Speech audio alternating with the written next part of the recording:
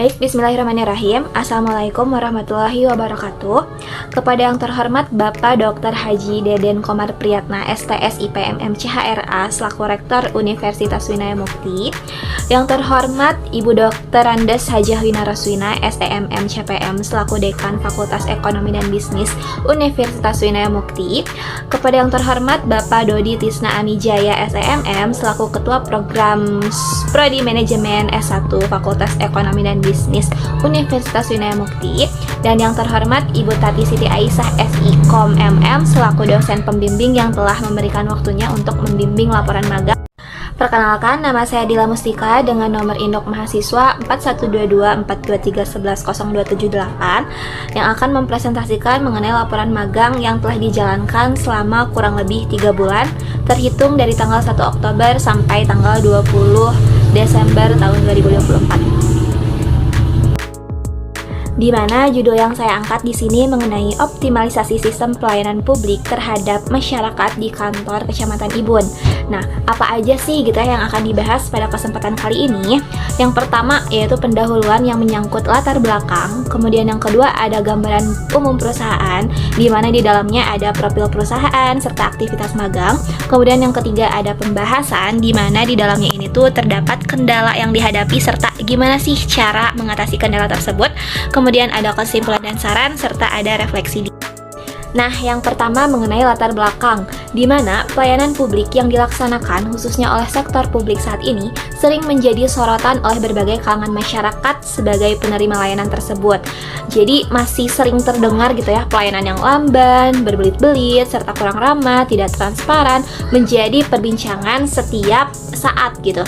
Jadi pihak yang paling bertanggung jawab dan menjadi sorotan atas kondisi pelayanan seperti ini adalah pemerintah pada semua tingkatan, mulai dari pemerintah pusat sampai dengan pemerintah di tingkat kecamatan dan desa ataupun kelurahan sesuai dengan tugas dan kewenangannya.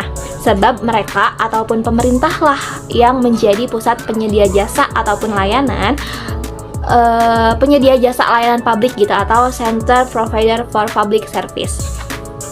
Nah, sejauh ini kan kita gitu ya sebagai masyarakat pasti merasakan hal tersebut, kayak pelayanan yang lamban, berbelit-belit. Terus kadang masyarakat tuh ngerasa kayak ini tuh harus diajuin kemana dulu sih, apakah ke desa bisa atau langsung ke kecamatan juga bisa. Nah, seperti itu gitu ya.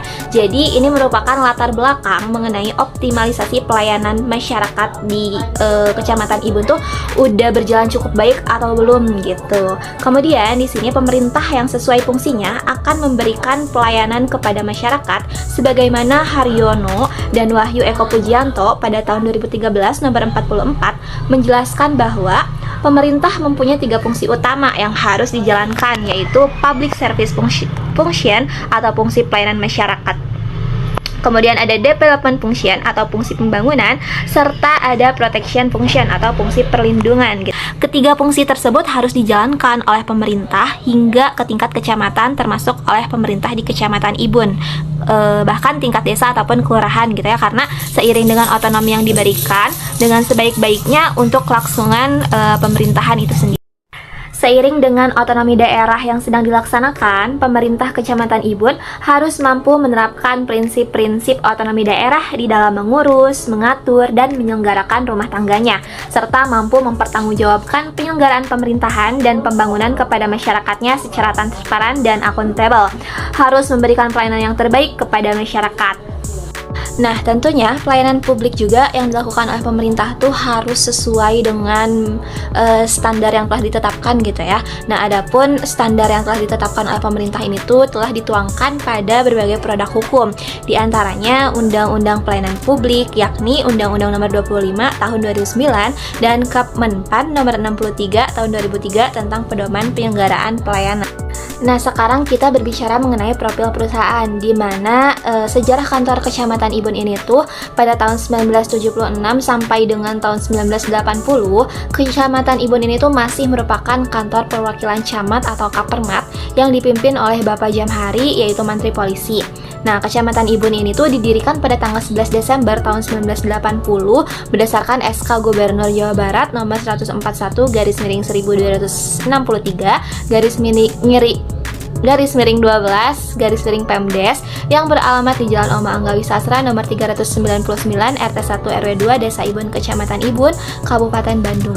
Kecamatan Ibun ini juga termasuk ke dalam wilayah Kabupaten Bandung dengan luas wilayah 68,71 km persegi dengan ketinggian rata-rata 0 sampai dengan 1400 meter di atas permukaan laut. Jadi desa Ibun ini tuh, Kecamatan Ibun ini tuh bisa dibilang nyatu gitu ya sama daerah yang mau ke daerah Garut gitu. Jadi otomatis si letak strategisnya ini tuh sangat strategis, dimana untuk memudahkan masyarakatnya juga bisa langsung lewat Kamojang gitu ya untuk bisa menggapai ke Garut juga.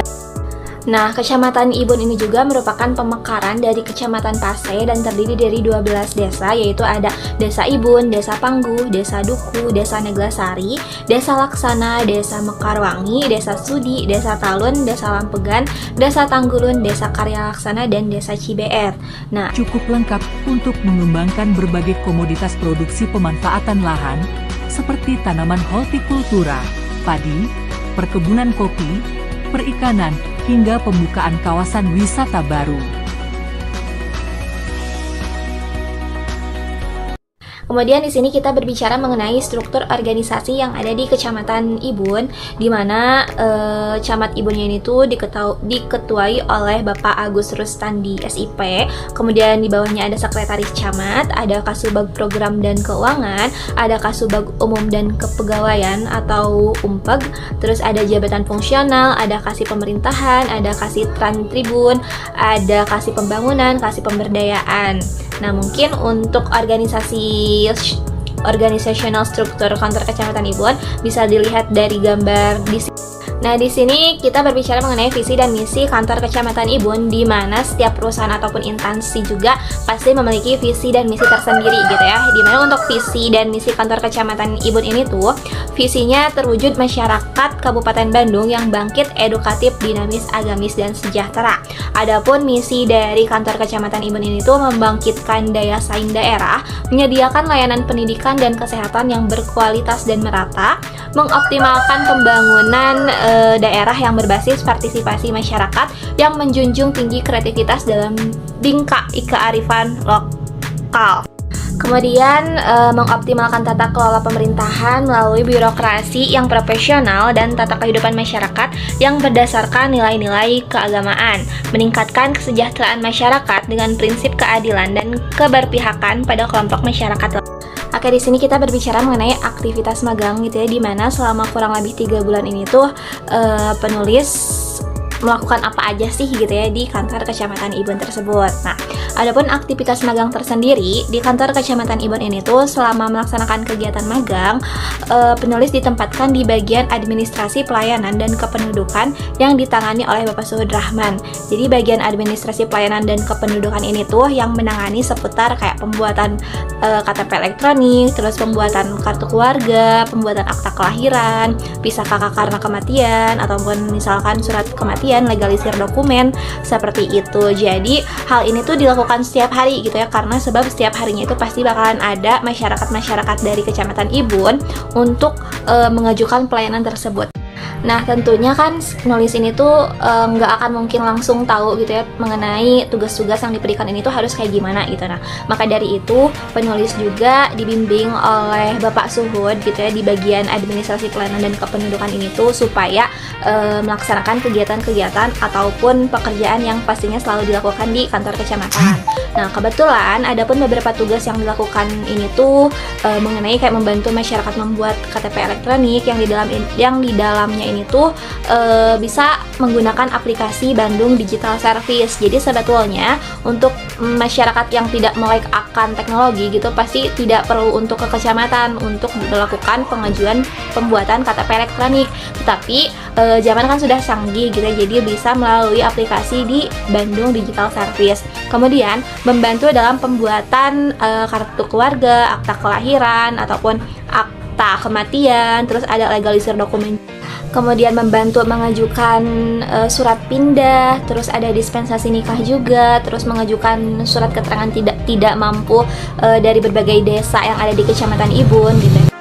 Kemudian kegiatan-kegiatan ini juga kan tidak terlepas dari SOP yang telah diberlakukan di kantor Kecamatan Ibun ini tersendiri. Maka dari itu tentunya para pegawai Kecamatan Ibun, ada para pegawai Kecamatan Ibun dan juga saya sebagai mahasiswa magang harus mematuhi SOP yang telah diberlakukan di kantor kecamatan tersebut. Seperti halnya apabila seseorang ingin mendapatkan sebuah tanda tangan untuk SKTM, kita harus lihat dulu nih persyaratannya ini tuh apakah sudah sesuai ataukah belum. Bukan maksud kita menghalang-halangi seseorang untuk mengajukan SKTM, tetapi semua juga ada aturannya, semua juga ada tupoksinya. Maka dari itu kita haruslah mengikuti aturan yang telah diberlakukan.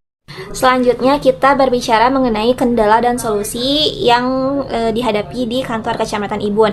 Tentunya di setiap perusahaan ataupun instansi pasti memiliki kendala-kendala, terlebih kita merupakan orang yang sedang magang gitu ya, pastinya mendapatkan kendala-kendala yang berlaku. Nah, adapun kendala yang dihadapi selama melaksanakan magang, penulis berusaha agar pekerjaan yang dilakukan ini tuh dapat selesai dengan hasil yang maksimal dan juga tepat waktu. Namun dalam pelaksanaannya, tidak semua pekerjaan dapat diselesaikan dengan baik. Nah, beberapa kendala yang dihadapi praktikaan diantaranya itu stok belangko yang menipis untuk percetakan e-commerce. Meskipun si stok belangko ini tuh didatangkan langsung dari pusat, tetapi semakin dari bulan ke bulan ini tuh si stok belangkonya itu semakin menipis, jadi menghambat semua orang yang ingin mencetak KTP. Nah, terkhusus untuk PRR ataupun pengajuan yang baru 17 tahun, tentunya kan kemarin sedang marak-maraknya melaksanakan pemilu gitu. Jadi ini tuh sangat menghambat bagi para masyarakat yang baru 17 tahun untuk mengajukan ataupun untuk membuat KTP secara elektronik gitu. Bahkan ketika untuk percetakan ektp tersendiri kadang selalu dikembalikan langsung untuk melakukan percetakan di MPP Soreang. Kemudian kendala yang kedua yaitu ketidakteraturan data penduduk, di mana data penduduk yang tidak terupdate dengan baik, seperti adanya duplikasi data-data yang salah ataupun informasi yang sudah tidak valid dapat mengganggu proses pelayanan administrasi kependudukan. Hal ini sering terjadi akibat kurangnya koordinasi antara berbagai instansi atau kurangnya pemeliharaan sistem yang ada. Kemudian kendala yang berikutnya yaitu tumpang tindih kewenangan antara instansi. Jadi terkadang terdapat kebingungan antara kewenangan yang dimiliki oleh kecamatan dengan instansi lain seperti Dinas Kependudukan dan Pencatatan Sipil Provinsi atau Kabupaten. Hal ini tuh bisa menghambat alur pelayanan dan menambah birokrasi yang tidak perlu. Sering terjadi tupoksi yang dilaksanakan tidak sesuai. Ada kalanya pekerjaan yang seharusnya dilakukan di desa malah ditujukan semuanya ke kecamatan. Maka dari itu, masyarakat kadang merasa kebingungan nih terhadap pelayanan yang mereka butuhkan ini tuh harus kemana dulu. Nah, selanjutnya ada kurangnya sosialisasi dan pemahaman masyarakat. Masyarakat sering tidak tahu persyaratan ataupun prosedur yang harus dilakukan dalam pengurusan administrasi kependudukan. Hal ini menyebabkan ketidaktepatan dalam pengajuan berkas atau dokumen sehingga memperpanjang waktu pelayanan.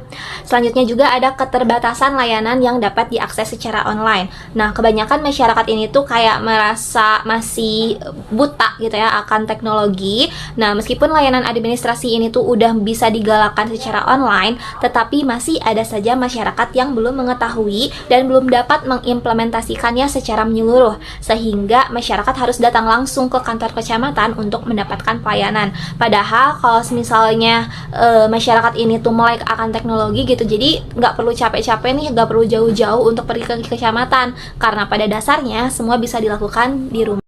Kemudian di balik kendala pasti tentunya bakalan ada solusi gitu, solusi di mana cara agar bisa mengendalikan kendala tersebut gitu ya. Terus untuk pelayanan yang baik adalah pelayanan yang memenuhi harapan dan kebutuhan masyarakat dengan cara yang efektif, efisien, dan ramah. Menurut Kotler pada tahun 2000 nomor 42, pelayanan merupakan setiap tindakan atau kegiatan yang dapat ditawarkan oleh satu pihak kepada pihak lain. Pada dasarnya tidak berwujud dan tidak mengakibatkan kepemilikan apapun.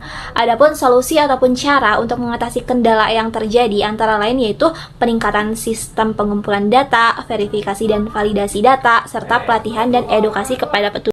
Nah, maksud dari peningkatan sistem pengumpulan data ini tuh seperti apa gitu ya. Nah, peningkatan sistem pengumpulan data membangun sistem pengumpulan data yang terintegrasi menggunakan sistem berbasis teknologi seperti aplikasi ataupun perangkat lunak yang dapat memfasilitasi pendataan secara real time dan lebih terorganisir.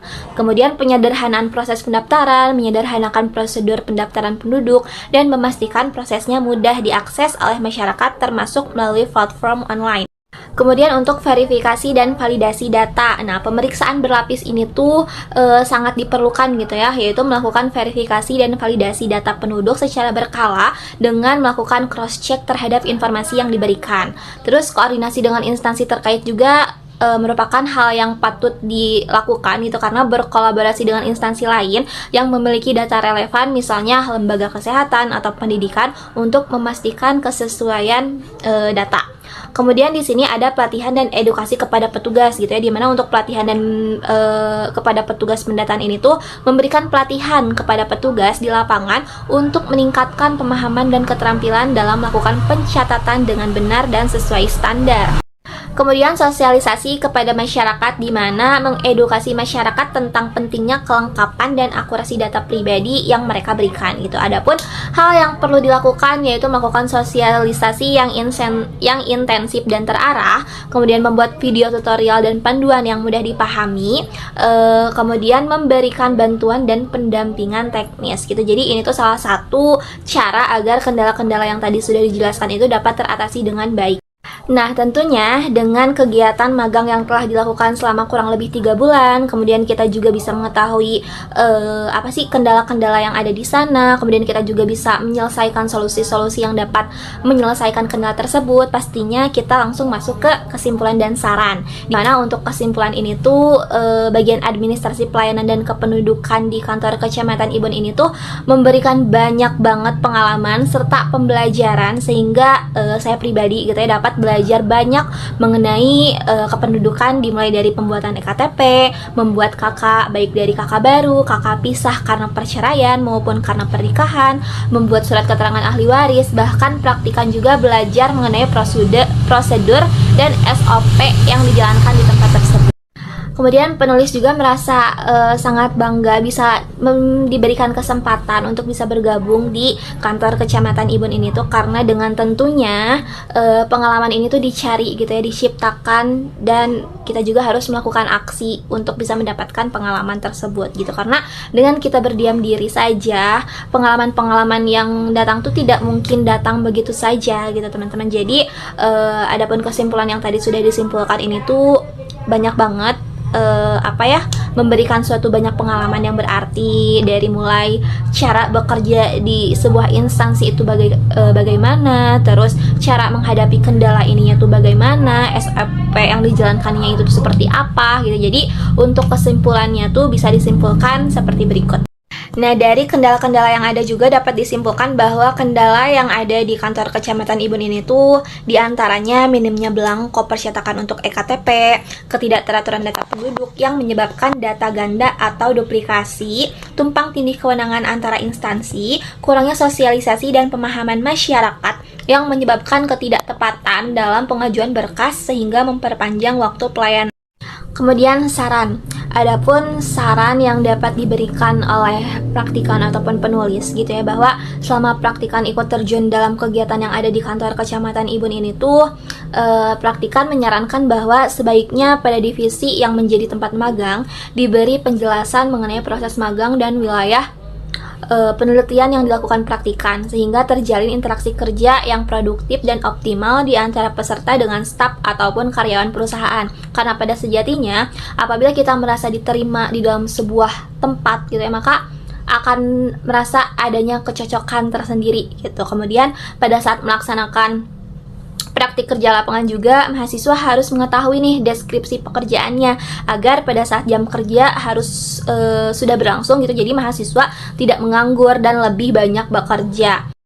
Nah, mahasiswa juga bisa berinisiatif sendiri menanyakan kepada staf di kantor apa yang mahasiswa dapat kerjakan untuk membantu mengasah keterampilan mahasiswa dalam bekerja di dunia kerja yang nyata gitu. Jadi kan kalau misalkan kita fokus dan terus-terusan ingin bertanya, ingin mengetahui hal-hal yang sepatutnya kita ketahui, maka tentunya orang-orang di sana juga akan dengan senang hati memberikan informasi yang kita butuhkan. Kemudian mengenai refleksi diri, di mana refleksi diri ini tuh merupakan suatu evaluasi diri pribadi gitu ya. Nah, dengan mengikuti program magang ini tuh, maka wawasan yang praktikan peroleh di bangku perkuliahan akan sangat berguna, di mana praktikan mengalami berbagai hal yang sebelumnya belum pernah ditemui, sehingga pola pikir praktikan juga akan semakin luas dan menambah ilmu baru yang didapat pada tempat magang. Selain itu juga praktikan dapat meningkatkan kualitas diri, di mana masalah yang dihadapi oleh praktikan di lokasi magang ini tuh merupakan cara untuk meningkatkan kualitas diri. Karena itu, praktikan akan dilatih untuk mengatasi masalah. Manfaat kegiatan magang yang dilakukan di bagian administrasi dan kependudukan kantor Kecamatan Ibun bagi pengembangan soft skill adalah praktikan mampu mengasah problem solving yang ada, serta dapat meningkatkan komunikasi yang baik dengan sesama rekan kerja dan juga masyarakat di tempat tersebut. Selama melaksanakan kegiatan magang di bagian administrasi dan kependudukan dalam kurun waktu 3 bulan, praktikan juga mendapatkan gambaran terkait perbaikan diri, karir, dan pendidikan selanjutnya. Untuk perbaikan diri, praktikan berusaha untuk selalu belajar terkait hal baru dengan cara mengerjakan pekerjaan yang diberikan oleh instansi maupun perusahaan. Praktikan juga selalu berusaha memastikan agar mendapatkan feedback atas semua pekerjaan yang telah praktikan lakukan untuk mengetahui ada atau tidaknya kesalahan yang dilakukan praktikan selama bekerja. Nah, mungkin itu laporan magang yang dapat saya paparkan selama dari latar belakang sampai yang tadi refleksi diri. Semoga dengan adanya pengalaman ini tuh dapat memberikan saya pribadi suatu pengalaman yang berarti yang nantinya akan berguna di masa depan, ya, yang akan berguna di dunia kerja yang sesungguhnya. Mungkin itu, sekian dari saya. Mohon maaf apabila terdapat kesalahan. Wassalamualaikum warahmatullahi wabarakatuh.